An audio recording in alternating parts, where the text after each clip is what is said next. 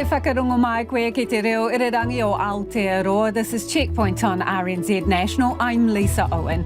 Haere aki nei, zero. That's how much of the government's $6 million anti-ram raid fund has actually been spent. Industry leaders call for a demo job on building consent bureaucracy. Meanwhile, it's the fastest housing market downturn in 14 years, so where is the bottom? Are you guilty of fruit and veg prej? Only want perfect potatoes, faultless fruit. So what about the Wonky produce trend? The All Blacks side for the Argentina rematch is same, but will the outcome be different? And the takeaway you bring back, there's a riddle, what could it be? You can watch us live, Sky Channel 83.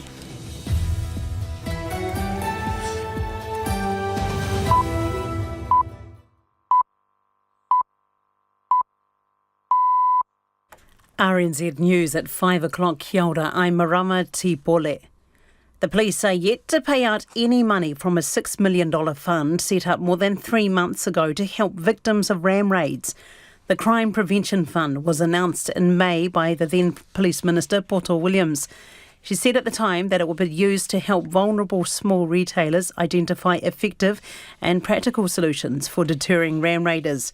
In response to an Official Information Act request, the police say they've worked with suppliers to install equipment such as fog cannons, sirens and alarms at 5 Auckland stores, but no money has been paid out of the fund yet. You can hear more about this on Checkpoint shortly. Master builders say the current building consent system is broken. They're calling for underperforming councils to be sanctioned or even lose their consenting accreditation. Hamish Cardwell reports. The Chief Executive of the Master Builders Association, David Kelly, says it welcomes the government's review of the consents regime as an opportunity to improve consistency and speed up decision-making. In its submission, the association recommends rationalising the country's 67 consenting authorities. Mr Kelly says council's risk-averse approach, together with inefficiencies and underinvestment in technology, is causing delays and high costs for homeowners and builders. A major property website says Auckland's housing market is far from crashing as prices drop. CoreLogic's house price index shows prices fell by 1.8% in August, double the drop in July, and for Auckland the fall was about 2%. Vanessa Williams, who's a spokesperson for realestate.co.nz, says sellers have to work harder to attract buyers, but she doesn't expect homes to become cheap anytime soon. We have seen prices climbing at astronomical levels, and it was really in an unsustainable market. And so while it can be a little bit daunting to hear that prices are pulling backwards, it's actually just pulling back to what's a more normalised market. Vanessa Williams says buyers have a bit more power than before, with more options and more time. The Prime Minister says the cost of repairing the latest flood damage in Marlborough is going to be huge. Jacinda Ardern flew over the worst affected areas this afternoon to see the damage for herself. The government is putting another $100,000 to the Mayoral Relief Fund for the region, but Ms Ardern says that in no way will that be the full extent of its contributions. This is the second major event. It has hit the same areas, damaged the same roads that may have in some cases only recently been repaired. Last time it was over $80 million to repair those roads. We know we have far more damage this time. Some Marlborough communities are still isolated by slips, and the region's Mayor John Leggett says some roads in the Sounds might not be reopened at all. Police officers deployed to Waitangi Day commemorations have been found to have breached their code of conduct by binge drinking. The Independent Police Conduct Authority has reported on its investigation into events in February 2019. Lauren Crimp reports. The authority says that during the afternoon and evening before they were due on duty at the treaty grounds, officers at a kitty motel played a drinking game using a vessel shaped to look like a riot control baton. It was the same night Constable Jamie Anthony Foster raped a female colleague at the motel. The IPCA says it was told an inspector had said to those attending a briefing that, quote, if you need anything, alcohol, drugs, women, they should see the logistics officer. The inspector denied saying that. It's 4 minutes past 5. All Blacks coach Ian Foster has shuffled his reserves but kept his starting 15 unchanged as the side looks to turn the tables on Argentina in Saturday's second test in Hamilton. The All Blacks' first ever loss to the Pumas on home soil in Christchurch last Saturday heaped pressure on Foster and captain Sam Cane. Bowden Barrett has returned from a neck injury, replacing Stephen Perofeta on the bench, while veteran lock Brodie Retallick has recovered from a broken cheekbone to replace Tupou Va'ai. Hooker Cody Taylor has been dropped and replaced by Dane Coles on the bench, while Dalton Papali'i replaces Akira Ioane in the loose forwards. Foster has ignored calls to drop Kane or anyone else in the starting 15. For those that want blood, I guess we haven't given it, have we? I guess the message is we've been pretty ruthless and hard on ourselves behind the scenes. Playing more like a world number one than a player ranked outside the top 600, Serena Williams has turned back the clock to stun world number 2 Annette Kontaveit and advance to the third round of the US Open.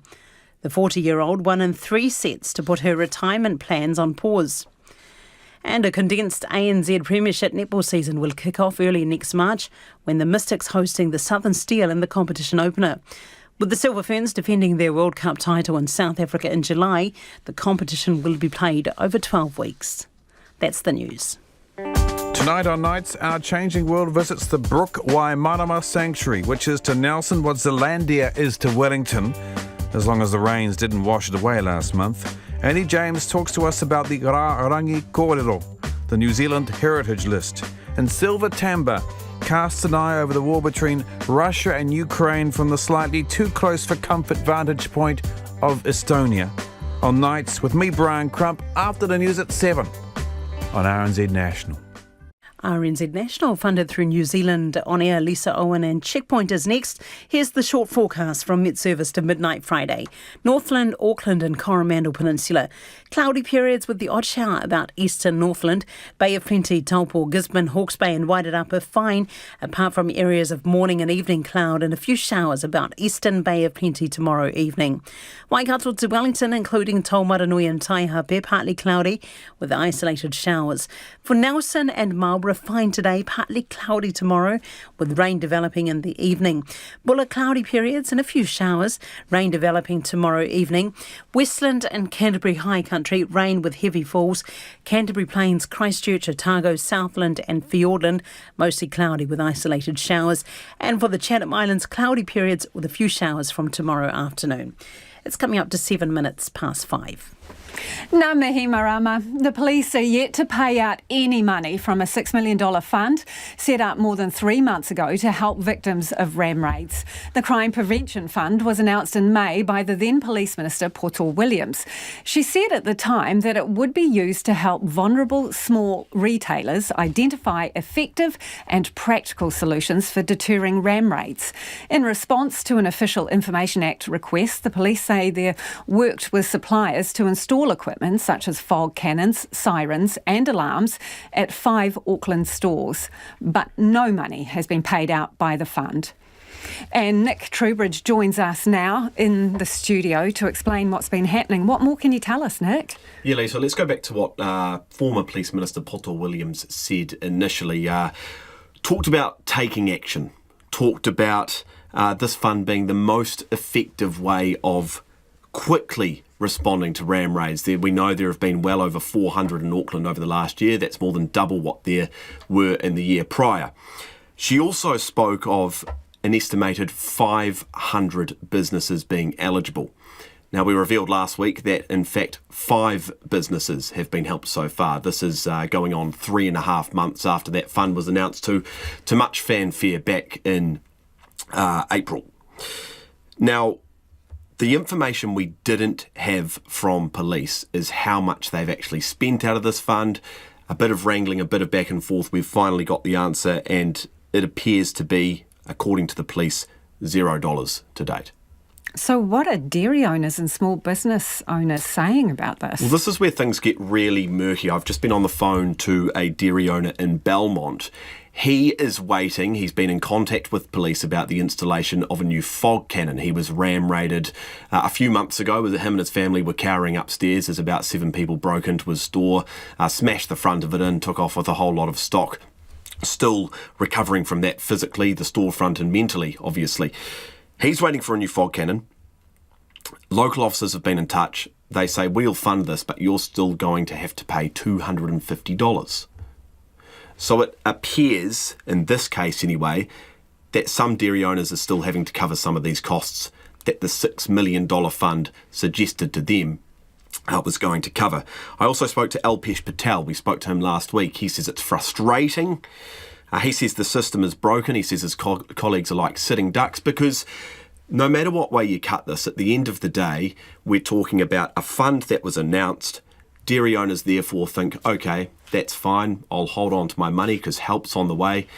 And in the meantime, they're sitting ducks. He had a little bit more to say as well. Listen to this. It is frustrating, but I think the way they are doing it is wrong as well. Like, if police is going to look for the people whom to give, it's going to be really hard because the way the ram raids are happening every single night, how many retailers they're going to have to talk and, identify that, this guy needs more help than the other guy.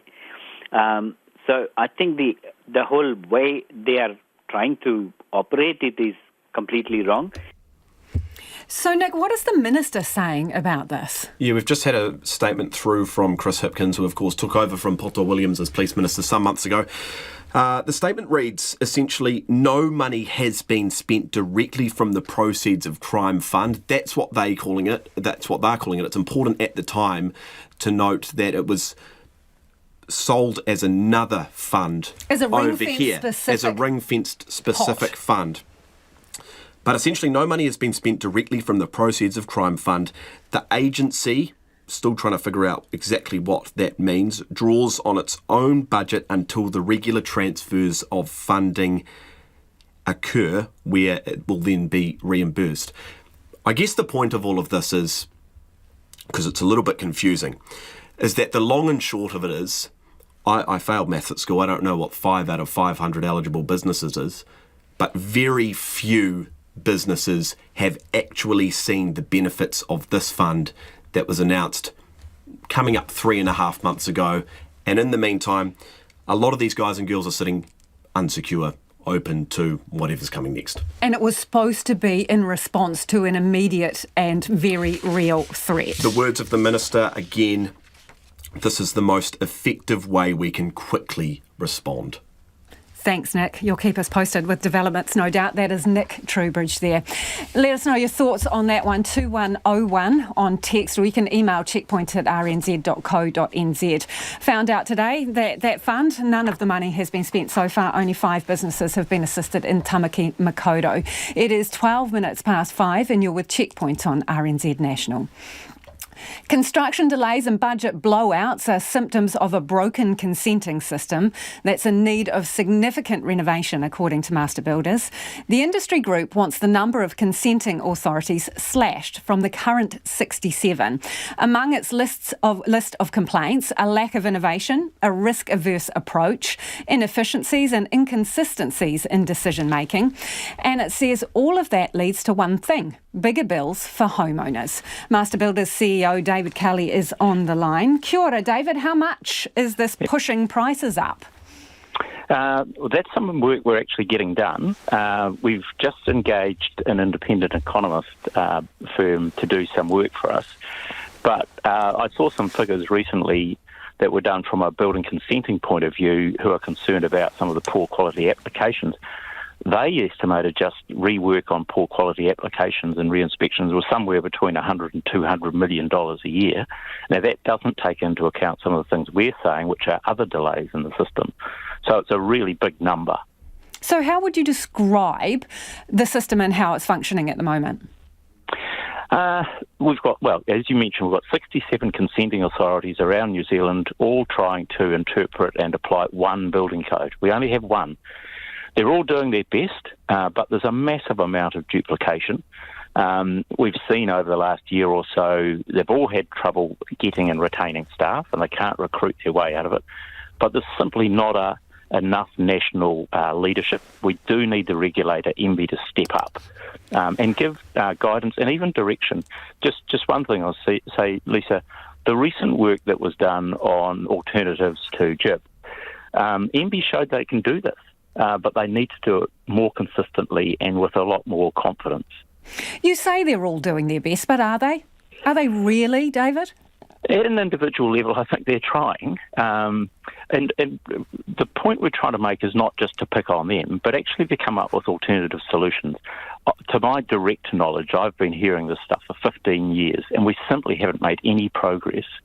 We've got an opportunity now. If we think about all of the things we can't control, like international supply chains, this is one we absolutely can. There'll be some who don't like it. There'll be some who probably feel threatened by change. But that's not a reason that we shouldn't move this ahead. As you said in your introduction, it really does hit the consumers in their pocket. So 67 consent authorities, as you point out, You would like that number slashed. So what do? Rank them from the best performers to the worst and then cut off the bottom third? No, I think you do it a different way. First of all, there are some bits you take out. So let's think about the big commercial buildings that we build in New Zealand, but we only build it in a small number. There might be one consent authority or two for the whole of New Zealand for the complex commercial stuff. Then maybe, 5 to 10 to cover the residential. And I think that could be by region. You could build on some of the existing ones. So Auckland's already got a third of the consents in New Zealand, for instance. So I think there's a bit of work to do.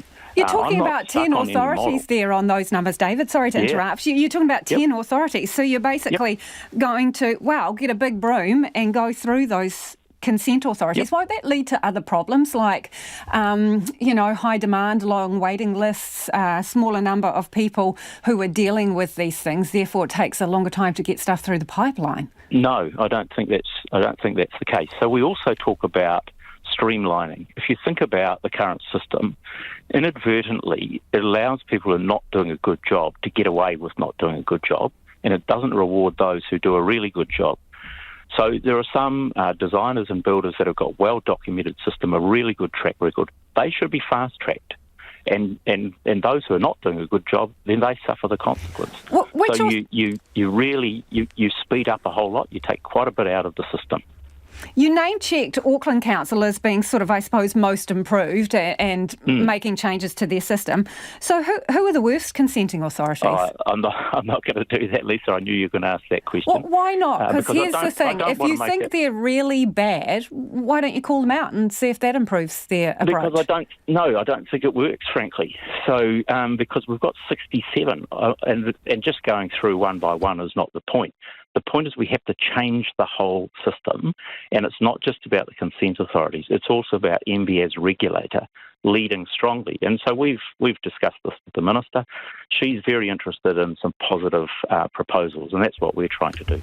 What sanctions would you want to see introduced? Because you're saying sanction underperformers. How?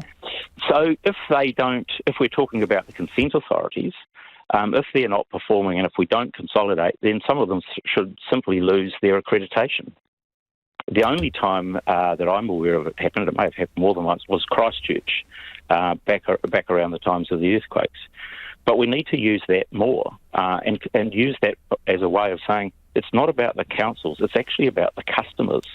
And the consenting process does not have a proper consenting or a customer focus at a national level. Appreciate your time this evening. That's Master Builders CEO David Kelly. Do let us know your thoughts on that one. If you had delays, how much is it costing you? What do you reckon about slashing the number of consenting authorities? Text us 2101 or tweet us at Checkpoint RNZ. 18 minutes past 5. Kia amo tonu mai. Stay with us. You're listening to Checkpoint on RNZ National. And we're sticking with the housing theme, and the downturn in the market is at its fastest rate in 14 years. But CoreLogic thinks the market is beginning to bottom out and reckons it can see some green shoots coming through. So what does all of that mean for buyers and sellers? Felix Walton went to find out. For Auckland home buyers, the market has turned in their favour. Prices are down and homes are losing value for the first time in years. But the city's housing market is far from crashing, according to local realtors. Wallace DaCosta of Sophie and Wallace Real Estate says he's seen it all before and doesn't buy the hype. 15 years in real estate, I've seen the market go up and down, up and down. At the moment, yes, the market is slightly down, but there is something about New Zealand that keeps holding the value of property, so I can't see it crashing or something that way. CoreLogic and realestate.co.nz both agree that Auckland buyers have more power today than they've had in the past few years. Real estate spokesperson Vanessa Williams says sellers have to step up their game to attract buyers. So what it means, if you're trying to sell, is that you need to market your property well. It also means that you're going to have to negotiate with buyers because there's just not as many out there and they're not making as quick a decision. For buyers, again, it means you have more time to transact and it means that you have more options available to you. It sounds like great news for aspiring homeowners, but on a broader scale, Ms Williams says Auckland's housing market remains far from affordable. So we have seen prices climbing at astronomical levels and it was really an unsustainable market. And so while it can be a little bit daunting to hear that prices are pulling backwards, it's actually just pulling back to what's a more normalised market. Mercy Espinola of Proppy Real Estate agrees. She says your $800,000 doesn't get you far in Auckland. Properties that are priced at 700, 800K, they say they're not up to the standard because the price before was, can offer you a little bit of a land, and a nice structure. But nowadays, what can you buy for 700, 800? CoreLogic puts the average value of an Auckland home at $1.4 million, and that's after a 4.6% dip in the last quarter. A bit further south, Hamilton's prices remain steady, but locals are hoping that they'll start dropping too. It's starting to drop. I reckon they'll be 50%. No, I'd be waiting a bit longer. Well, I think the price is going to go down even further. Too expensive. I think the property prices are rubbish. It's unrealistic. I think it's a bit over the top, but it's improving. It's coming down. I'd wait for the mortgagee sales to come up and then I'd buy. But CoreLogic's head of research, Nick Goodall, expects prices to bounce back, albeit slowly. As interest rates plateau and eventually drop, he expects sellers to take back the advantage. But the key question is where to next, and I think there is cause for optimism with potential light at the end of the tunnel as we do get to this point where interest rates are expected to peak soon, if not already, and that should change the vibe and change the sentiment of what people expect to happen in the future, and we might see the arresting of these falls come later this year and certainly into 2023. Mr Goodall says it could take time for prices to rise again, but sellers shouldn't panic. Meanwhile, buyers will have to decide whether to seize the opportunity or wait for a better deal.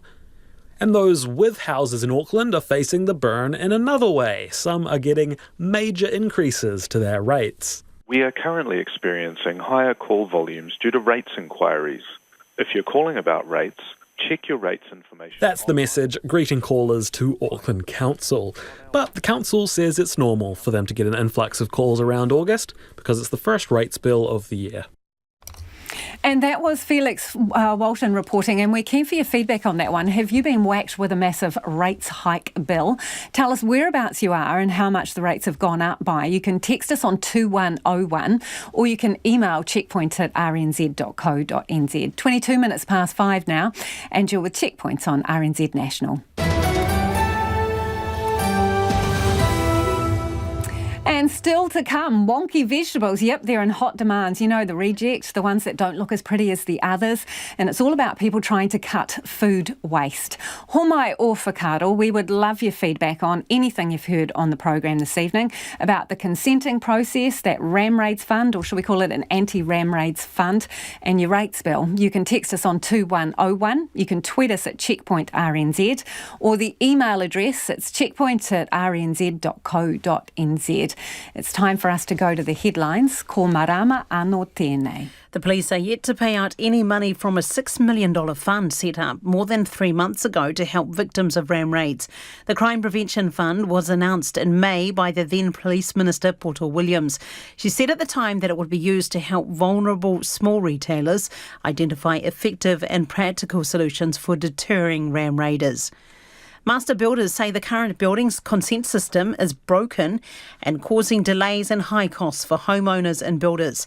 It's calling for underperforming councils to be sanctioned or even lose their consenting accreditation. Master Builders CEO David Kelly told Checkpoint that just reworking poor applications could cost up to $200 million a year. The government's currently reviewing the system. New Zealand's parliament has officially marked the passing of former Soviet leader Mikhail Gorbachev, who has died aged 91.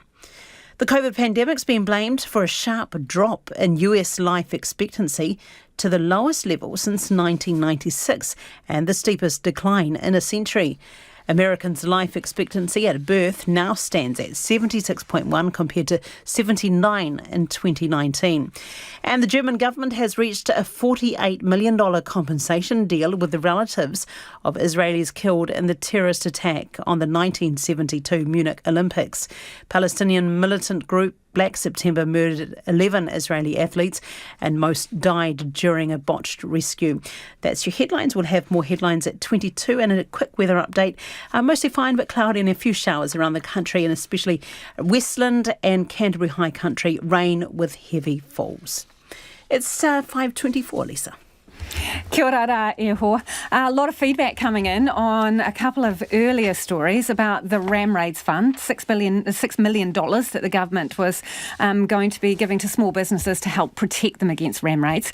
This person says other dairy owners that are ram raided, the ones that sell tobacco or liquor, maybe they should all band together and have just one well-protected shop selling these things. Another person says sirens and alarms are useless for ram raids. Fog cannons are the answer. Do not waste money on the wrong gear. When it comes to building consents and the call from master builders to shake things up there, this person says, I've been waiting for consents for 4 completed houses at the moment, costing $4,000 per day in interest. That one from Gary. Do keep it coming. 2101 on text. Ian Foster has put his faith in the team that ran out against Argentina in their loss in Christchurch last week to turn things around in Hamilton. The All Blacks coach has made just a few changes to the bench, but otherwise the team remains much the same. If the side loses again this weekend, they'll drop to a record low 6th place in the world rankings. Felicity Reid reports from Hamilton. An unchanged All Blacks starting 15 has been given the chance for redemption against Argentina. Coach Ian Foster calls it keeping the faith. The only changes for the side comes on the bench, and from Foster's perspective, a recent shake-up in the coaching staff has saved the axe falling on the players. When you look at new voices in the coaching group, and then it's probably one reason why we haven't made a lot of changes on the park. We didn't want to change all the variables, but we just really feel we just need to cement some things that we're doing now. Experienced All Black Adi Savia says it's on the chosen players to be at their best, or they should expect consequences. It's important to build combinations, but at the same time, you've got to perform under those pressure moments, and if you don't, then things can happen. Savia says the public also needs to realise this is a different generation of players that are trying to find their way out of a place the All Blacks haven't been before. For so long, New Zealand's been used to Rito, the McCaws, the Jeromes, that have been quite they're amazing, and you've got a bunch of new boys coming through, and myself as well, that are trying to stamp their mark. Foster has pinpointed the need for greater tactical awareness from the side's on-field leaders. He feels the All Blacks didn't make the most of the position and territorial advantage they had last week, and knows they can't allow that to happen again. Great All Black teams have always been good in that last 15 minutes of backing themselves and doing the right thing. And again, we've got it right in South Africa, and we got it wrong at Christchurch. Meanwhile, Argentina coach Michael Cheika has made 4 changes to the victorious Pumas side as they try to add to their list of firsts, including back-to-back wins over New Zealand. Cheika says they're inspired by Ireland's series win against the All Blacks. You win once, so no one then expects you to win again. The guys who need to believe that we can do it is us, and that's what we need to go into the game with, that attitude. Cheika is also working on tweaking his players' mindsets in other ways. We know it'll be difficult, but one thing we've spoken about a lot and tried to prepare and train is that when it's difficult, we enjoy it. When the challenge is really big or the situation in the game is really tough, that we try to thrive in that moment. The game kicks off at 7:05 on Saturday. And the question is, are you going to watch or have you given up? Text us on 2101 or you can tweet us at Checkpoint RNZ. Another question for you. Are you guilty of fruit and veggie prejudice? You know, bypassing the knobbly, stunted carrot in favour of the sleek, perfectly formed one. Is it no thanks to the courgette curving in all the wrong places? Well, truth is, most misshapen, outsized produce doesn't make it to supermarket shelves. It's wasted. But a Wellington food box delivery company is rescuing the rejects, and with demand growing, Wonky Box, as it's called, is looking to expand further north. And joining us now is the co-founder, Angus Sims. Kia ora, Angus. I understand you were a veggie picker in your day. Is that where you got the idea from? Kia ora, Lisa. Thanks for having us. Yeah, somewhat. I did a brief stint, me and my partner, last summer in 2021, where we were working some seasonal jobs down in Nelson, and that's kind of where it all stemmed together, yes. So what did you see that you thought, oh, there's an opportunity here? Well, we were noticing kind of, I guess, the increase in costs at the supermarkets, especially around fresh produce and trying to eat healthy. And what was a bit shocking to us was working on some of these orchards and just noticing the sheer amount of waste on various, apples that might have dropped from the tree and might have just had a slight blemish on them, but had no way to get to market, and they were just simply left there to rot under the tree, basically. And we were quite shocked to think that with the state of the costs of them in the supermarket, there must be a solution here. So for you guys, what counts as wonky? Is it the odd blemish? Is it misshapen? What is it? What's wonky? Yeah, no, good question. So a lot of the Tag 2 varieties that you'll find could have slight blemishes on, scars, they may be too big, they may be too small, for example, just a slightly different shade of colour that doesn't meet sort of typical main retail market specs. So, various different reasons make it wonky, but none of which come down to freshness. All of our produce that we'll pack in is really, really fresh. Ultimately, it just might be sort of smaller on the smaller end or on the bigger end, or maybe just a weird looking shape, for example. And nothing wonky about the taste? Not at all. Yeah. Hey, so we all know about the dominance of supermarket chains, right? They're the big players. You're a smaller player. Are you able to deliver cheaper veggies by, rescuing these fruit and veggies, or is this more about cutting down on waste? For us, we always set out to make an impact on the waste rather than, provide a more affordable solution. I think, coincidentally, being able to pick up on the wonky looking veg and paying a fair price to the grower, but also maybe getting a slightly cheaper price than most Tag 1 or really strict fruit comes at, we're also able to offer a slightly more affordable solution to say the supermarket. But for us, we always wanted to set this thing up to sort of make an impact on the waste.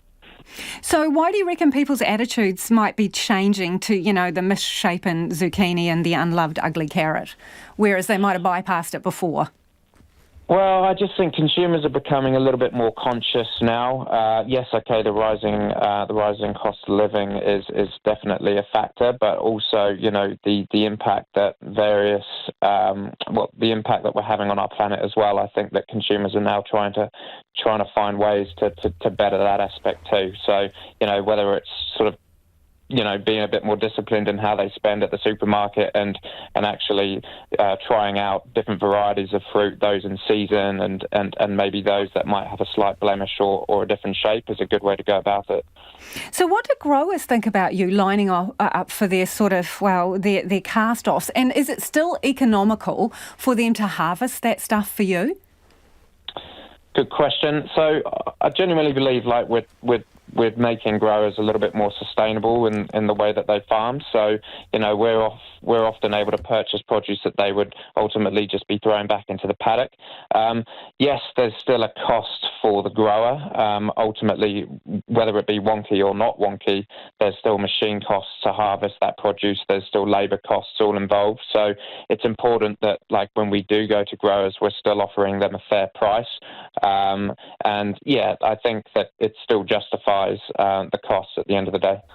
Angus, before you head off, while we've been talking, we've had a text in. I know you're in Wellington and on the Kapiti coast. This person says in capitals, bring on Wonky veg. We need it in Christchurch too. Tell us very quickly, expansion plans, yes or no? Yes, absolutely. We currently just closed out on a warehouse in Auckland, so our next steps will be Auckland, Tauranga, Hamilton, and then soonly followed up with the South Island too. Thanks for joining us. That is Angus Sims, the co-founder of Wonky Box there. Let us know your thoughts on that. It is 27 minutes to 6. Do you favour the perfectly formed veg, or are you happy to go with one that's a little offbeat? 2101 on text. Kia amo tonu mai. Stay with us. You're listening to Checkpoint on RNZ National, and it is, of course, time for the business news. Ko taku hoa anai ko Nona Peltier. Nona Peltier joins us live in the studio. Shall we kick off with Fisher and Paykel? It's making a big investment for future growth. And which sort of branch of Fisher and Paykel are we talking about here? We're talking about the healthcare, and these are the people that sell the respiratory equipment, not the home appliances.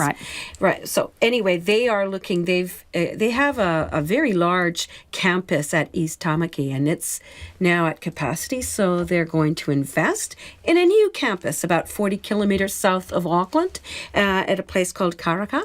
And it's a 105-hectare site. So it's quite large. They expect to develop it over the next 20 to 30 years, and then providing, probably thousands of jobs there over time. And, so it's a big deal for them. They're going to fund it through debt and, I guess, whatever they have in the petty cash. So out in horse territory. Okay, let's talk about Sky City Entertainment. I can't quite get my head around this. What's going on with the car park?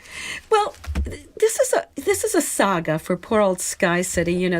They had a parking building which they sold. And in exchange, they developed the International Convention Centre with a whole lot of new car parking. About 3,200 spots all up, including what's beneath the casino already. And then they sold the concession to a group and said, you guys can operate it for us.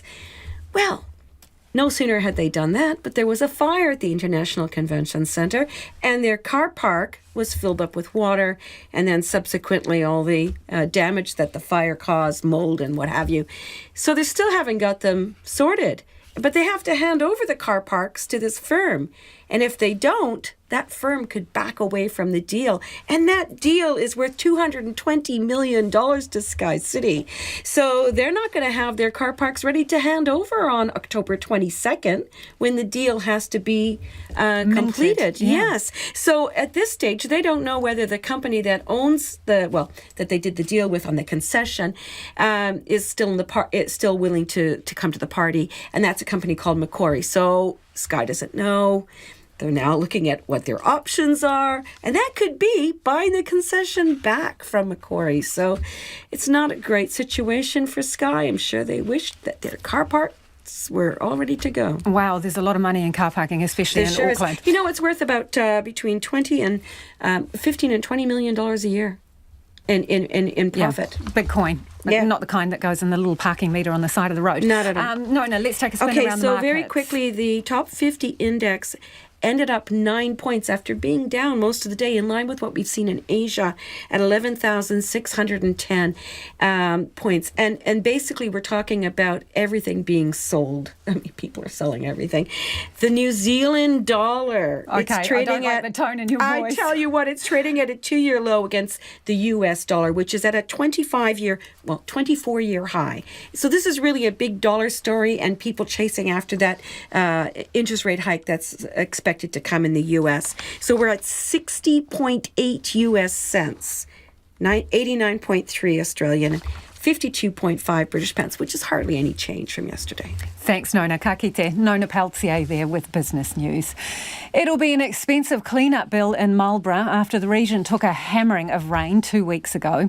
The scale of the recovery is still being established. Paddocks are flooded, there are slips on roads, and communities are still cut off. The government's pledged more money to help affected communities today, but some say a return to normal life is some way away. Our reporter Samantha G joined the Prime Minister on a flyover of the worst affected areas.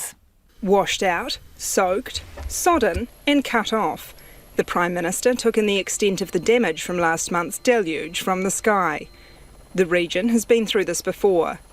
Jacinda Ardern wasn't beating around the bush describing the destruction. This is the second major event. It has hit the same areas, damaged the same roads that may have in some cases only recently been repaired. Last time it was over $80 million to repair those roads. We know we have far more damage this time. She commends the council and contractors for their quick work repairing main roads, but admits there's still a lot of work to do. 3 months of work has been condensed down into a week, and whilst we know already we've got 2,600 faults, what was too early to say is how long it will take to restore some of those faults. Drivers were queuing in anticipation of State Highway 6's reopening between Nelson and Blenheim yesterday, relieved to be rid of the long detour. A water taxi subsidy will soon be easing the pain for residents in the Sounds, whose houses are no longer accessible by road. Marlborough's Mayor John Leggett says that might soon be the new normal. We know now that boat access is the way to get into the Marlborough Sounds with the damage to the roading network. So I think it's important that that is always on the table as a possibility. Minister of Emergency Management, Kieran McAnulty, announced a second top-up to Marlborough's Mayoral Relief Fund this afternoon, but emphasised it was for immediate need and wouldn't cover the wider recovery costs. It will sit alongside funding already available for accommodation, welfare and grants provided by the Rural Support Trust. I've spoken to Mayor Leggett this morning and NEMA officials, and it was clear that there is a need for an additional contribution of the same amount. So got the approval from the Prime Minister and the Finance Minister, so $100,000 will be contributed to the Mayoral Relief Fund. 88 houses have now been red or yellow stickered, with officials still establishing how many of those have permanent residents inside. That report was from Samantha G. If you're listening on radio, the video will go up on our webpage, some aerial pictures of the damage there. A lot of you getting in touch about housing and in particular rates rises. Bruce from Wellington says rates have increased by 40% for him since 2019. Wow, that's a whack, isn't it? Another person says their rates have gone up $400 per quarter from $1,600 to $2,000. Live in a modest home in Glenfield, another listener says rates have gone up $700 per annum.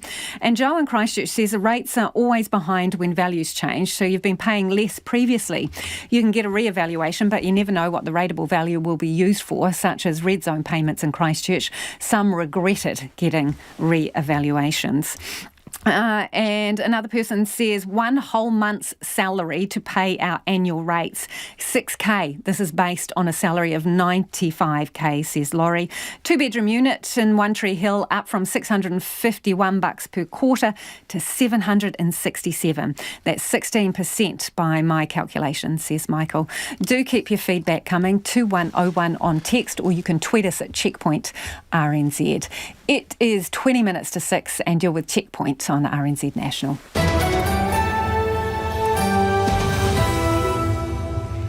And homai o whakaro, send us your feedback on anything you've heard on the program this evening. Just a reminder, text 2101, tweet us at Checkpoint RNZ. And if you'd like to write us the equivalent of a modern day letter, we love an email, checkpoint@rnz.co.nz. Time to go to the headlines now. Ane amarama mena pita pita kōrero. Thank you, Lisa. The Prime Minister says the cost of repairing the latest flood damage in Marlborough is going to be huge. Jacinda Ardern flew over the worst affected areas this afternoon. The government is putting another $100,000 to the Mayoral Relief Fund, but Ms Ardern says more will be provided. The police say yet to pay out any money from a $6 million fund designed to help victims of ram raids. In a response to an Official Information Act request, police say they've worked with suppliers to install equipment such as fog cannons, sirens and alarms at 5 stores in Tamaki Makaurau. However, no money has been paid out yet. Police officers deployed to 2019 Waitangi Day commemorations have been found to have breached their code of conduct by binge drinking. The Independent Police Conduct Authority says the day before they were due on duty, officers at a Kirikiri motel played a drinking game using a vessel shaped to look like a riot control baton. It was the same night Constable Jamie Anthony Foster raped a female colleague at the motel. A blowout in visa processing times in Australia has left more than 900,000 prospective workers stuck in limbo. Australia is struggling to fill large gaps in health, construction and hospitality industries. And California is bracing for record high temperatures, which are likely to stress the state's electricity grid as people turn on their air conditioners. That's your headlines. We'll have more news at 6 around the country for our weather. Well, mostly fine, a few showers, but rain with heavy falls for Westland and Canterbury High Country. And I don't have anything for you to report for our traffic, but let us know. We'd love to know as well. Fingers crossed it stays that way. Ngā mihi. A former Gloriavale woman says the Christian community's leaders thought they were above the law. The Employment Court has been hearing evidence from leavers who claim they were working in slave-like conditions and exposed to sexual harassment and abuse from a young age. Jean Edwards reports from Christchurch. Pearl Vella was born into Gloriavale and understood the commune's foundational document, what we believe topped the Bible. She told the court a new version was adopted in 2018. It was exactly the same. They were just taking out bits and pieces because people that had left were complaining about things and they were trying to cover their tracks. At the time, she says she couldn't understand how God could change his mind just because the domineering shepherd said so. Mrs. Vella says they were answerable to no one. In my experience in Gloriavale, they're above the law and they make their own rules and they're more important than obeying the law of the land. She told the court Gloriavale now uses cameras to capture anyone stealing, but she was governed by fear. I was told when I was a little girl that if I was living in the Old Testament times, I would be stoned with rocks constantly. Mrs. Vella got upset, describing how people believed her husband was making up his illness, even though he was having seizures.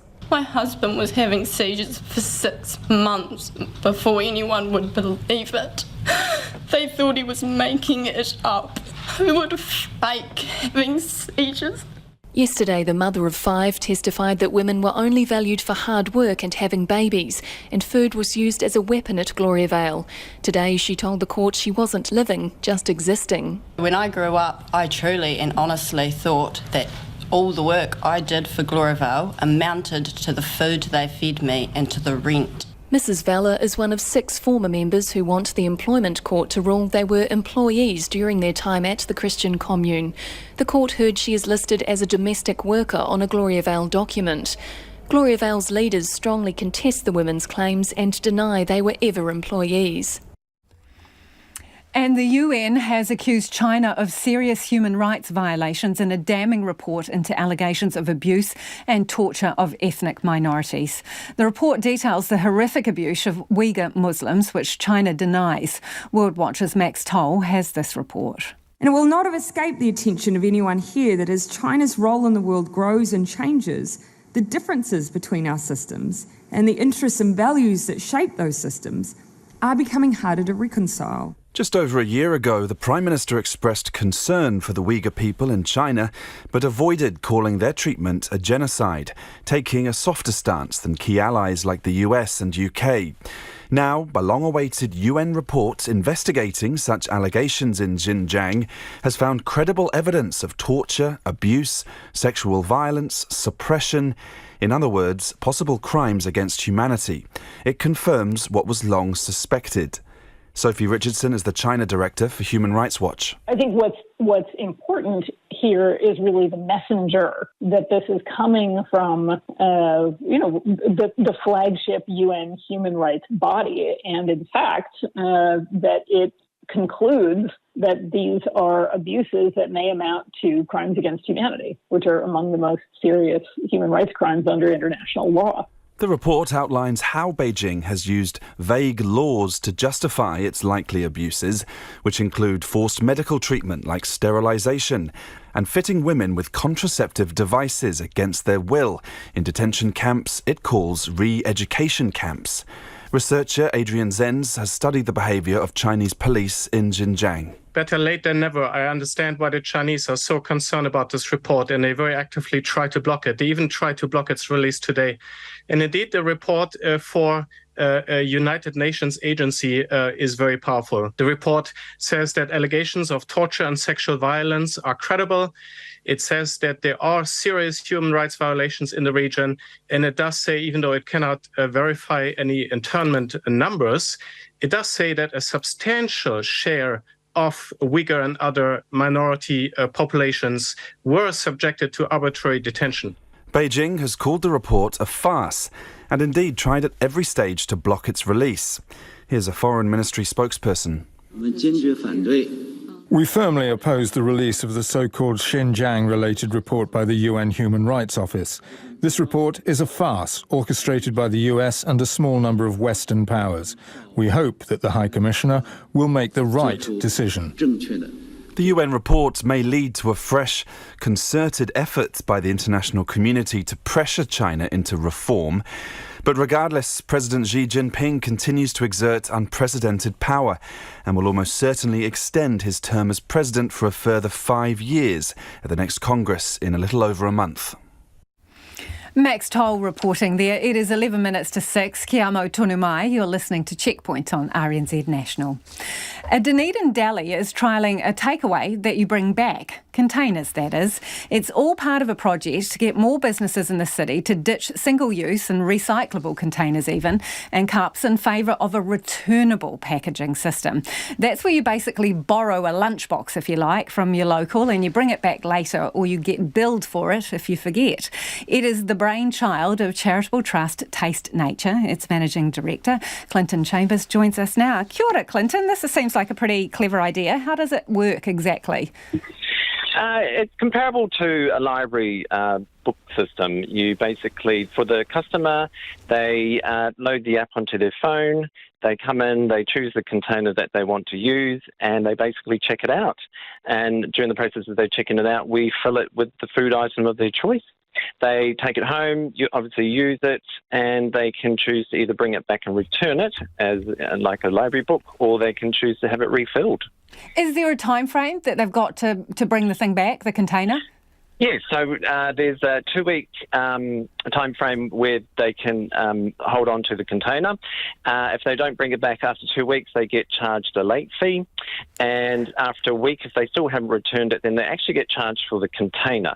But that's not as bad as it sounds. The containers are actually fantastic storage units that you probably just want to use around in your pantry anyway. Yeah, they look pretty jazzy. What's the fine for being late returning it?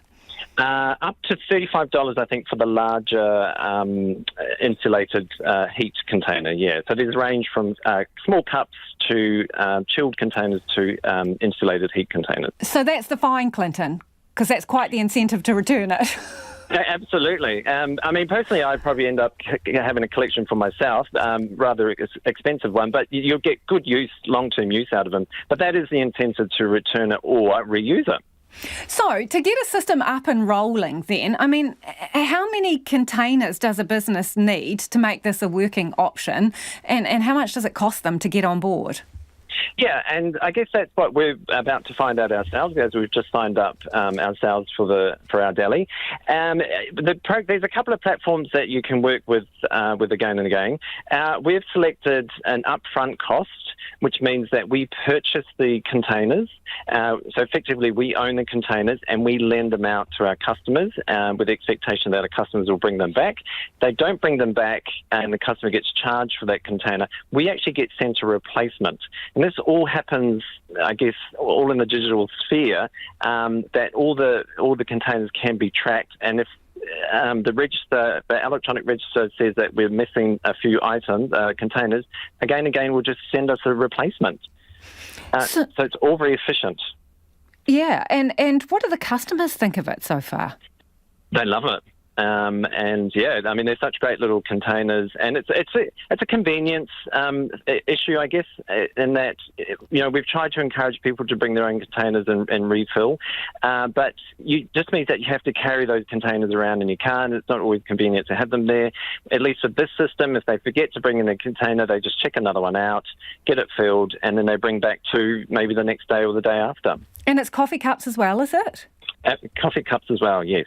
Yeah, fantastic. And I suppose, there is the same, shame involved of not returning your library book. It's sort of, you can't go back to the cafe in your own mind if you don't return the dish, if you know what I mean. Absolutely. There's no shame here, just a very expensive bill at the end of the month, I think. Hey, really appreciate you joining us. That is Clinton Chambers, who is with Taste Nature, who's starting that trial with returnable containers for your takeaways. For the first time, Local Government New Zealand has unveiled its guide to getting to know your local body candidates. It comes in the wake of conspiracy theorists and extremists putting their hand up for elected office. So who are these candidates? Our reporter Timothy Brown dived down the rabbit hole and has this story. Agenda 2030, 5G and vaccination are just some of the issues being thrashed out at this year's local elections outside the usual traffic, animal control and sewerage fare. People with odd views are no stranger to being in office. 5-time Dunedin councillor Lee Vandervis has often attracted controversy, but this term he's spoken against the COVID-19 vaccine and mandates and advocated unproven treatments. When people want to know something about my personal views, even though I don't believe they are largely relevant to local government, I am in a fortunate position, having almost double the vote of any other councillor, of being able to give those personal views and still pretty much guaranteed to be elected, at least as a councillor. He also has questions about the official account of the 9/11 terrorism attacks and the need for fluoridating drinking water. But is he a conspiracy theorist? No, there are definitely conspiracy theorists and extremely paranoid people out there that are worried about everything and think that there's dark forces behind everything. I personally believe that, you should never suspect malice when incompetence will serve. Mr Vandervis concedes his views, which in some cases are far outside the consensus, have hurt his mayoralty aspirations. But he says they do not extend to nefarious forces attempting to kill people or destroy democracy from within. He's controversial, not conspiratorial. Jill Booth is standing for the Teviot Valley Community Board in central Otago.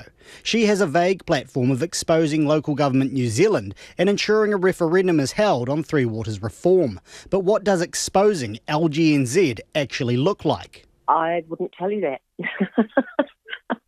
Okay, well, that's a straight answer. Like that's fair enough. Okay. That's like telling you what I'm going to do, 3 moves ahead in a chess game. Jill Booth believes LGNZ is imposing an agenda on councils and local bodies, an agenda pushed from the UN. While speaking with Voices for Freedom last year, an anti-vax group formed by Claire Deeks, Alia Bland and Libby Johnson, she gave more insight into her worldview. I fell into this about 20 years ago, and when I first heard about the New World Order, or go there, I didn't believe it because I couldn't possibly see how it could work. And then I started watching this happen, especially in America, because it happened quite quickly over there. The New World Order is a conspiracy theory which espouses a secret cabal as attempting to form a global authoritarian government. But Booth shies away from talking about it with mainstream media. We don't speak about the New World Order at all. That is blatantly untrue. But, I mean, you spoke about the New World Order. No, I don't speak about the New World Order. We speak about the United Nations.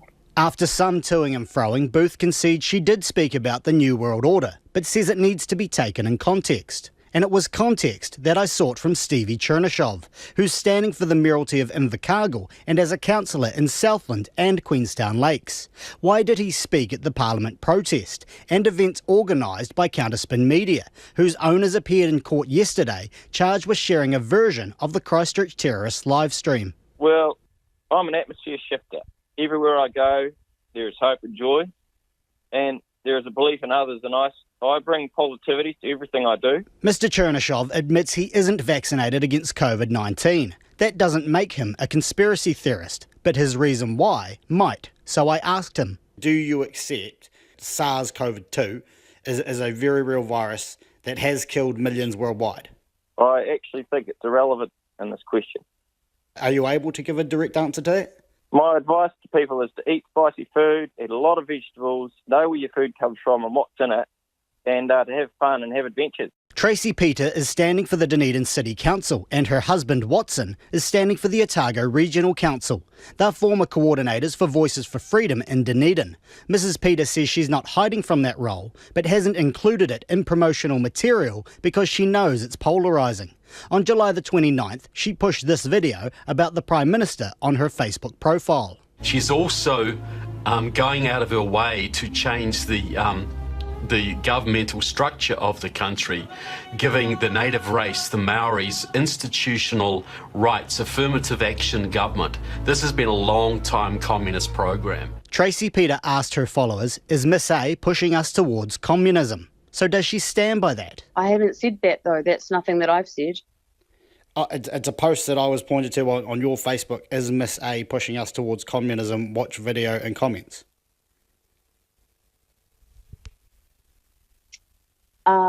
Yeah, I do remember that post that I made. Yep. Do you believe that the Prime Minister is a communist and trying to turn New Zealand into a communist country? No, I don't believe she's a communist. Anti-misinformation group Fact Aotearoa has concerns about more than 170 candidates, about 5% of those standing for election. Local Government New Zealand is advising voters to do their homework on candidates, ask them questions, and make sure you're voting for those you wish to represent you. And that report was from Timothy Brown. A flood of feedback from you regarding your rates bills. Let's get to some of it. This person says, as pensioners, our rates have gone up 18%, $465.20. It now costs $100 a week for rates and insurance. My wife and I will have to live in a tent. Andrew is an outlier in the feedback. Andrew says, my rates have gone down $60 per year in Torbay. Thanks, Auckland Council, says Andrew. Jane says, kia ora, I was surprised you didn't mention renters when you discussed rising rate bills. All my landlords have used the rising rates to up my rent. My rent for a one-bedroom, poorly maintained flat has gone up $40 twice since lockdowns. RNZ News at 6 o'clock. Good evening, I'm Marama Tipole. Not a cent has yet been paid from a $6 million fund set up more than 3 months ago to help ram raid victims. The Crime Prevention Fund was announced in May by the then Police Minister, Portal Williams. Nick Trubridge reports. Ms Williams said the fund would be used to help vulnerable small retailers identify effective and practical solutions for deterring ram raiders. At the time, the government estimated 500 premises would qualify. In response to an Official Information Act request, the police say they've worked with suppliers to install equipment such as fog cannons, sirens and alarms at 5 stores in Tamaki Makaurau. But the fund itself remains untouched. The Police Minister's office says the police draw on their own budget until it can be reimbursed from the proceeds of Crime Fund. Master builders say the current building consent system is broken. The association is calling for underperforming local councils to be sanctioned or even lose their consenting accreditation. Chief Executive David Kelly told Checkpoint the council's inefficiency and risk-averse approach are causing delays and high costs for homeowners and builders. We've got 67 consenting authorities around New Zealand all trying to interpret and apply one building code. They're all doing their best, but there's a massive amount of duplication. We've seen over the last year or so they've all had trouble getting and retaining staff and they can't recruit their way out of it. The Foreign Minister says she's pleased a major report on allegations of state abuse in the Chinese province of Xinjiang have been released. And the long-awaited report commissioned by the UN's High Commissioner on Human Rights, the investigators say they've uncovered credible evidence of torture, possibly amounting to crimes against humanity. Nanaia Mahuta says the report clearly states human rights violations have occurred. Most of the recommendations call on action by China. There are a few recommendations, I understand, that are geared towards the international community, but New Zealand is not alone in raising our concerns in relation to Xinjiang and the treatment of the Uyghur people. Nanaia Mahuta says the government will take time to assess the report. The Sri Lankan government has reached a preliminary agreement with the International Monetary Fund for a loan of about $2.9 billion spread over 4 years. The IMF says the aim is to restore macroeconomic stability and debt sustainability. Sri Lanka has been seeking up to $3 billion from the IMF in a bid to escape its worst economic crisis since independence from Britain in 1948. Inflation is currently running at an annual rate of nearly 65%. A team from the United Nations nuclear watchdog is expected to visit the Russian-controlled Zaporizhzhia nuclear power plant tonight. The BBC's correspondent in Kyiv, Hugo Bachega, says it's one of the most difficult missions in the history of the International Atomic Energy Agency. The convoy of 14 inspectors will travel through an area where attacks have been intense. Hours before the expected visit, Ukraine again accused Russia of shelling the city where the station is located and possible routes to be used by the monitors. The inspectors hope to interview the Ukrainian technicians who are still operating the facility, but it's not yet clear how much time they'll be able to spend at the plant. Ukraine says Russian forces have turned the nuclear station into a military base and has called for the creation of a demilitarized zone. Back home, a recent survey shows more Asian New Zealanders have been gambling online during the pandemic as people shift away from casinos. For the survey, commissioned by Asian Family Services, about 400 Asian New Zealanders were questioned. More than 80% of them said they'd engaged in online gambling or paid for purchases in online games over the past year. Asian Family Services National Director Kelly Feng says the stigma associated with gambling in the Asian community is a real barrier to seeking help. A lot of things need to be done, more kind of raising awareness of this gambling harm and online gambling space, and so people need to start seeking help earlier. Kelly Feng says a past study suggested Asians experience 9 to 10 times more gambling harm than the general population. The Auckland Council says it's currently unable to field inquiries about rates because of an influx of calls. It's encouraging people to go to the council website instead. It says it gets a large number of calls every August, but has been getting even more this year due to the recent re-evaluations. A second person has been arrested in connection with a smash and grab raid on a Michael Hill jewellery store in central Auckland on Tuesday. A 19-year-old man was charged later that day with burglary, and now a 29-year-old man has been charged with the same offence. Even though property taken from the Queen Street store has been recovered, the police are encouraging people to be vigilant for new jewellery items being listed on social media. It's 6:05. In sport, Argentina coach Michael Cheika is laughing off suggestions that his informed Pumas will be favourites when they take on the All Blacks in Hamilton this weekend.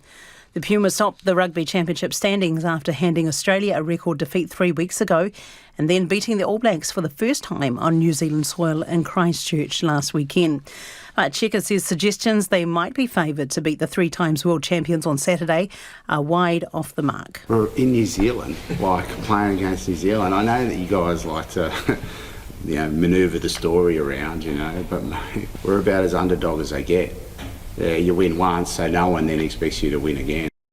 Meanwhile, All Blacks coach Ian Foster has shuffled his reserves but kept his starting 15 unchanged for Saturday's match. Beauden Barrett, Brodie Retallick, Dane Coles and Dalton Papali'i came onto the bench. And a condensed ANZ Premiership netball season will kick off early next March when the Mystics host the Southern Steel in the tournament opener. With the Silver Ferns defending their World Cup title in South Africa in July, the competition will be played over 12 weeks. And Nick Kyrgios says the smell of cannabis that permeated the stadium during his second round US Open match killed his buzz and left him worrying it would aggravate his asthma. The Australian won the match but complained to the umpire, after which spectators were warned to refrain from smoking. That's the news.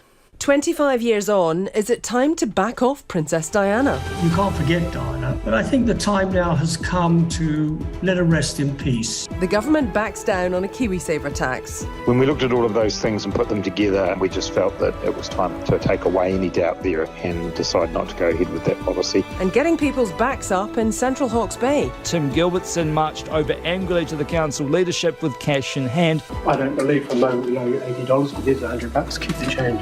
Front and centre, Morning Report, weekdays from 6 on RNZ National. RNZ National, Lisa Owen and Checkpoint back in a minute, but right now our Short forecast from Met Service to midnight Friday. For Northland, Auckland and Coromandel Peninsula, cloudy periods and the odd shower about eastern Northland. Bay of Plenty, Taupo, Gisborne, Hawke's Bay and Wairarapa. Fine apart from areas of morning and evening cloud. A few showers about eastern Bay of Plenty tomorrow evening. Waikato to Wellington, including Taumarunui and Taihape, partly cloudy with isolated showers. Nelson and Marlborough, fine partly cloudy tomorrow with rain developing in the evening. Bulla, cloudy periods with a few showers. Rain developing tomorrow evening too. Westland and Canterbury High Country, rain with heavy falls. For Canterbury Plains, Christchurch, Otago, Southland and Fiordland, mostly cloudy with isolated showers. And for the Chatham Islands, cloudy periods with a few showers from tomorrow afternoon. It's 6:08. Kia ora rā e ho. No mai hoki mai, this is Checkpoint, ko Lisa Owen tēnei. UN inspectors have arrived in southern Ukraine on a mission to prevent a nuclear accident at a Russian-occupied power plant besieged by shelling. Although Russian-installed officials say the visit will only last a day, the team is hoping for longer as it bids to help prevent a global disaster. The BBC's James Waterhouse has more. The chances of international inspectors making it to the Zaporizhzhia nuclear power plant were once remote. They are now looking a lot more promising, more probable. At the moment, they are in the city of Zaporizhzhia, a good hour and a half from the plant itself, but there are still bends in the road. Moscow-installed officials say they don't yet have the right permissions to make it through their own military checkpoints, and that, in their words, they'll have to get in the queue with everyone else. But the IAEA chief, Rafael Grossi, has laid out what he wants to achieve. My mission is a technical mission.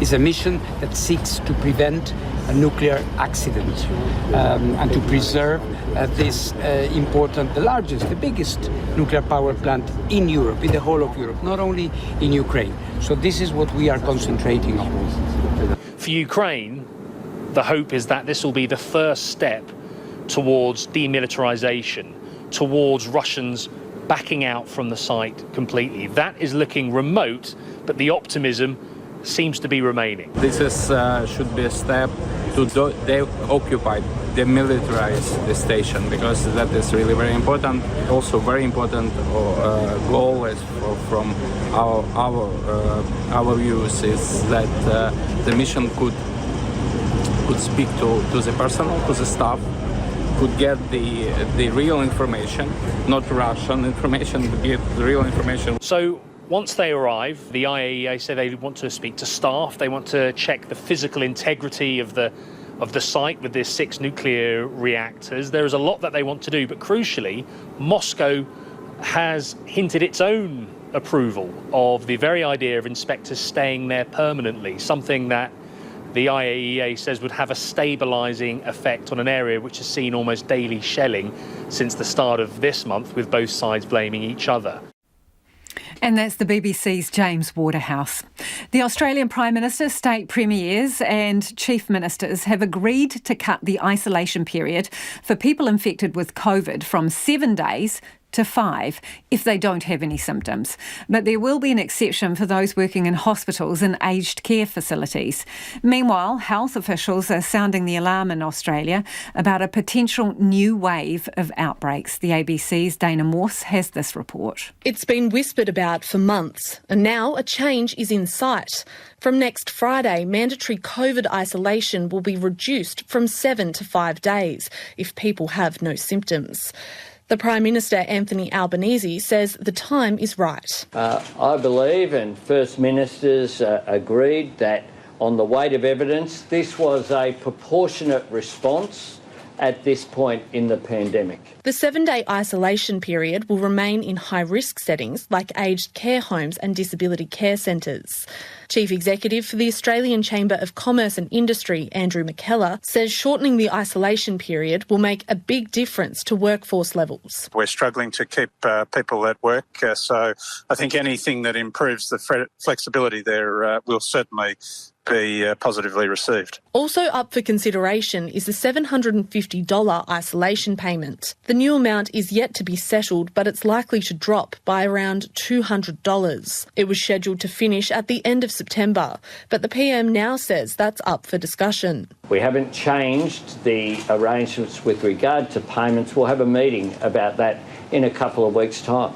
And with mask wearing on domestic flights also dropped, health experts are urging caution. Professor Steve Robson is the president of the Australian Medical Association. We'll be watching very closely at how this plays out in terms of pressure on hospitals, and we'll be calling on the government to look to revise that if we find that things are getting worse. He says the government should learn the lessons of shorter isolation periods from overseas. I think a lot of what we've seen from overseas is literally catastrophic, so I wouldn't be hitching my wagon to that star too early. Professor Julie Leask is a public health expert from the University of Sydney.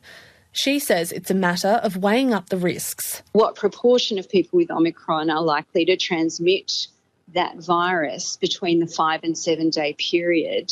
And are the gains that we get from reducing the isolation period worth that cost in the potential for slightly more transmission? She says the government should release the health advice behind the change. Clearly, there are going to be people who are very concerned about the signal value of this, and that's why having clear, transparent health advice behind this change is very important for the community. And coming clean with the community about what sort of trade-offs were considered in that decision-making is important for sustaining public trust. Trust that has been tested in the past 2.5 years. Let's head to the US now, and former US President Donald Trump continues to fight in court allegations he illegally kept top-secret documents at his Florida residence. In his latest legal filing, he acknowledges the FBI agents found classified material at Mar-a-Lago, but argues it should never have become a criminal investigation. His high-profile legal team says the documents have been significantly mischaracterised and that this is all a fuss over next to nothing. CNN's Tom Foreman has more. As the FBI swept in and seized all those classified documents, Trump attorney Christina Bobb was front and center defending her client. This raid was a shock to everybody. There are no crimes here. I think this is a lot to do about nothing. But well before the search, Bob signed another document insisting all classified material had already been turned over. A document the New York Times says was drafted by Evan Corcoran. Neither has responded to CNN's request for comment.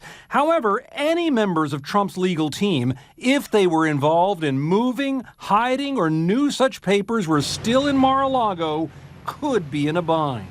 They are being looked at potentially for obstructing the investigation, and they're in an impossible position. They need to either disavow their client, meaning saying we were misled, or they're going to be considered possibly complicit and have to face questions from the Justice Department.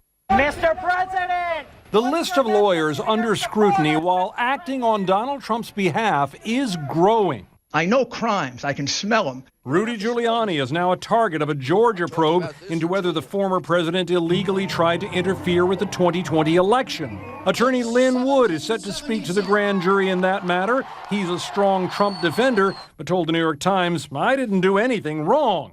This is bigger than President Trump.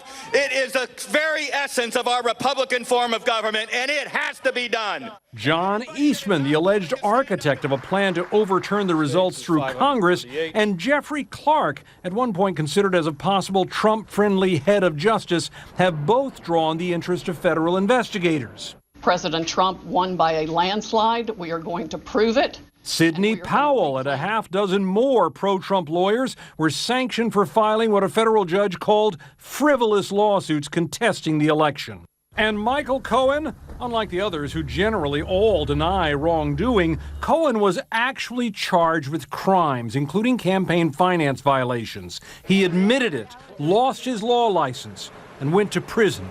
My loyalty to Mr. Trump has cost me everything. And it's 16 minutes past 6. You're with Checkpoint on RNZ National, and let's get to some of your feedback. A lot of it on the building consents issue. This is the master builders wanting a shake-up of building consent agencies, about 67 of them at the moment. They want to slash it back to 10. This listener says the last time the council consenting monopoly was challenged, we ended up with leaky homes. Another in the same vein from Matt, who says master builders don't like risk-averse consent processes. As long-term developers, I have had it with the attitude of many builders who cut corners. There are a few conscientious contractors, but many have spoiled it themselves in a culture of trying to con regulators. Wait for the next earthquake, says Matt. And on the subject of rates, well, they're coming in thick and fast, the feedback on that. This one, we live in an ordinary house in Glendowie. Our rates have just gone up by 20%. My husband is 65, I'm 64. We've been in the area as stable residents for more than 40 years. Does the council really want to push out pensioners from communities they rely on for support? One more before we move on. This is from Mark.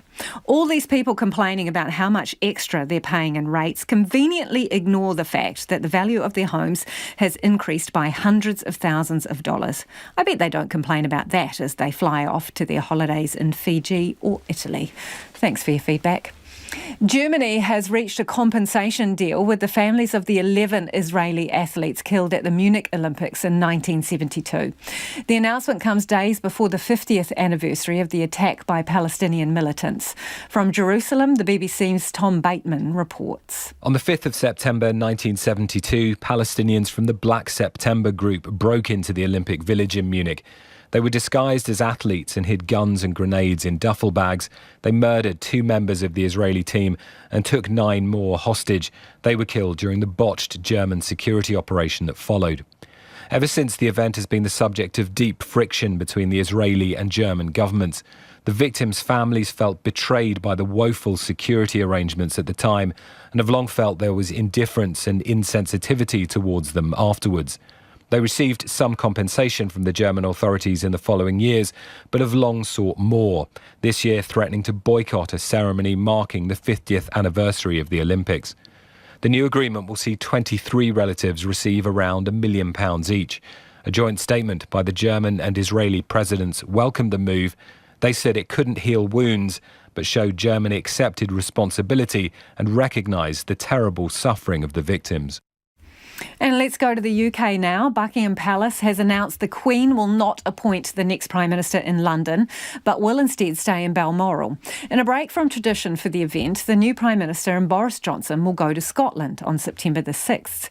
For her entire 70-year reign, the Queen has always had an audience with her new Prime Minister at Buckingham Palace. The BBC's Nicholas Witchell has more from London. Up until now, every one of the Queen's Prime Ministers has been appointed by her here at Buckingham Palace. It's one of her prerogative powers, not on the advice of ministers, and by convention she invites the leader of the largest party in the House of Commons to form a government. This time it will be different. It will take place at Balmoral, and the reason for that, of course, is to do with her health. Now, we know that Buckingham Palace is extremely circumspect about any issue concerning her health. All it will say is that there are the mobility issues that we encountered during the Jubilee, and there is a need for all the participants to have certainty about the arrangements next week. So, next Tuesday, the 6th of September, Boris Johnson will be at Balmoral, where he will tender his resignation as Prime Minister, and moments later, either Liz Truss or Rishi Sunak, who by then, of course, will have been elected leader of the Conservative Party, will have an audience with the Queen, and she will invite them to form a government. They will become the 15th Prime Minister of her reign. They will then return to London, appoint a cabinet and set up their government. The very distinctive voice of Nicholas Witchell there. For the third day straight, the entire Mississippi city of Jackson is without clean water. A temporary pump is being installed at the main treatment plant, but it's unlikely to completely solve the crisis. In the meantime, residents are unable to drink the water, bathe in it, or even flush their toilets. CNN's Ryan Young has more. Horrible. And I would like for it to be fixed. Please fix our water. Car lines for bottled water in Jackson, Mississippi as the water crisis continues into its third day, still affecting most of the city of 150,000 people. It's been rough. The main water treatment facility in Jackson failed, leaving homes, schools, and businesses without running water. forcing schools, some restaurants, and government buildings to temporarily close. And on this hot football field, these mothers not only worry about their children's education, they're also worried about their hydration and health. I'm a parent of 2 kids. Even if you're not a parent, it's still alive because we all got jobs. We go to work. Fever, headaches, they got chills, all of that. I traced everything back to it was the water. Some good news. The mayor's office told CNN a new water pump is getting installed today, and the White House says the mayor spoke to President Joe Biden today about federal assistance after the president approved the governor's request for a major disaster declaration. We believe and are optimistic that we can see water restored to our residents within this week. But there is a huge mountain to climb in order to achieve that end. The mayor says the water system has been troubled for years, and it could take at least $1 billion to improve it. He says the fault should be, quote, shared across the board through leadership on every level. This is the accumulation of years and years of accumulated problems, challenges that we have been lifting up for the better part of 3 to 4 years. One state representative hopes this crisis will bring change. Hopefully with direct support from the White House, we'll be able to get the resources necessary to put the repairs in place to stabilize the systems. Repairs that can't come fast enough for some residents. It's very frustrating to have to fight for some water. Jackson has to do something about this. What about the kids? What about the community? What about the people? I mean, somebody could do something. Australia's medical regulator is vowing to crack down on rogue operators in the billion-dollar cosmetic surgery industry. Recent news stories have revealed serious problems in the sector, including hygiene and safety breaches. The ABC's Penny Timms has more. Sunshine Coast woman Celia Brady vividly remembers going under the knife for a breast augmentation 13 years ago. She says she wasn't properly sedated. I was awake for my whole procedure, but I couldn't speak. I remember everything. I remember feeling the incision. I remember wanting to scream and to tell them to stop because I could feel it. She still carries the scars today and wants better protections in place for consumers. When you're a young person looking to make such a major change to your body, it is vital that you can trust that the healthcare professionals and providers are regulated. The Medical Board and the national regulator AHPRA also say they want to improve patient safety, following a review by the former Queensland Health Ombudsman, Andrew Brown. AHPRA's chief executive is Martin Fletcher. Both AHPRA and the Medical Board of Australia welcome your report and accept all of the recommendations in full. Those recommendations include the creation of a cosmetic surgery enforcement unit inside AHPRA, a confidential cosmetic surgery hotline, an endorsement pathway for cosmetic surgery training so prospective patients can better identify what level of training their doctor has, and a complaints committee. The president of the Australian Society of Plastic Surgeons is Associate Professor Nicola Dean. Unfortunately, although the intention may have been good, these recommendations are really inadequate for meeting the needs of the community and really won't achieve what's needed in this area. Professor Mark Ashton is a past president of the same group and has been a vocal critic of the cosmetic surgery industry. Overall, I felt the report was underwhelming and profoundly disappointing. It will do little, if anything, to clean up and protect the public from undertrained or poorly trained medical practitioners who at the moment are running rampant in our community. Anyone with a medical licence can perform cosmetic procedures. Plastic surgeons want restrictions on who can perform surgeries in the first place. Andrew Brown, who headed up the review, says it's not that simple. That would take legislative amendment. That is a very complicated process because it's a national law and it has to be passed through every state and territory in the country. That doesn't sit well with Associate Professor Nicola Dean. If it needs a change in the national law, then why are AHPRA not asking for this? But even though this billion-dollar industry delivers an estimated 500,000 cosmetic surgery procedures a year, it's unclear when the changes will come into effect. That report from the ABC's. Spain's legendary Tomatinas festival has returned after a 2-year break. People from all over the world gather to throw tomatoes at each other. The event is reportedly inspired by a food fight that broke out between local children in a small town almost 75 years ago. The BBC's Sylvia Spence reports. This is the Spanish town of Buñol, awash once again with tomatoes. 6 trucks carrying 130 tonnes of ripe tomatoes rolled through the narrow streets to the delight of the thousands of people who turned up. The techniques were all very different. Some threw the tomatoes, others sat in the pulp, while others tried to swim in it. For 2 years, the COVID pandemic meant La Tomatina was cancelled. But this year, the festival billed as the world's biggest food fight was allowed to go ahead, pleasing many tourists. So we were enjoying it a lot. There were a lot of tomatoes, a lot of big trucks coming by, a lot of tomatoes on my head as well.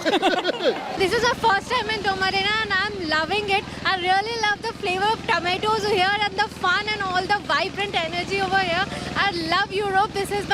I love the experience. And when the fight is over, the clean-up begins. Something these people are used to, as La Tomatina has been going since 1945. It certainly gives a new meaning to painting the town red. We are just loving it. It's Tomatina. Woohoo!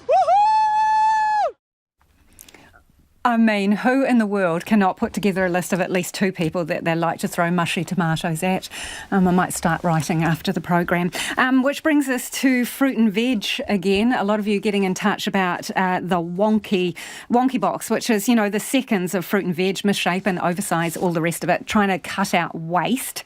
This person says it's the supermarkets that reject the so-called ugly produce at the outset, not consumers. And a listener in Taupō's got in touch to say, we have got an awesome fruit and veg business rescue. It's called Misfit Garden. It's been in Taupō for ages. Someone else says, also recommending that people buy from veggie co-ops on a weekly basis. They say in Wellington, there are fresh and seasonal vegetables with no packaging. They're cheap. There's about 12 hubs throughout the region and it's $12 to $15, depending on from what hub you're getting it. And why don't more people use them, this listener says. Interesting. A few of you got in touch about the All Blacks. Should we go there? Yeah, let's, without fear or favour. This person says, I've long given up on the ABs. They represent all that is bad in New Zealand. One remembers the humility of McCaw and Carter, who preferred to focus on the game. And someone else on that subject says that maybe replace them with a New Zealand schoolboys team. That is about all we have got time for tonight. The late news team's going to keep you updated throughout the evening. And if you missed anything on the program, you can find Checkpoint on Spotify, Apple or wherever you get your podcasts from. Ko te kaupapa tuatahi a pōpō. And tomorrow from 5 a.m, is the pandemic over? Well, Australia is reducing isolation times, ditching masks on domestic flights. First up is going to look at whether it is time for New Zealand to do the same. Do tune in, have a fantastic evening and we'll catch you tomorrow.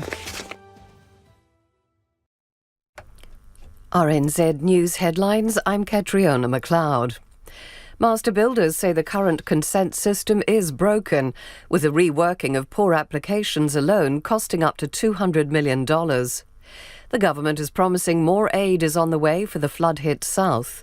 The police watchdog has found that officers went binge drinking ahead of 2019 Waitangi Day celebrations, and a funeral for the last Soviet leader Mikhail Gorbachev is expected on Sunday, but Moscow has yet to say if it will be a state funeral. More details in the news at 7. The story is significantly about a murdering husband who manipulates a schoolgirl and lies for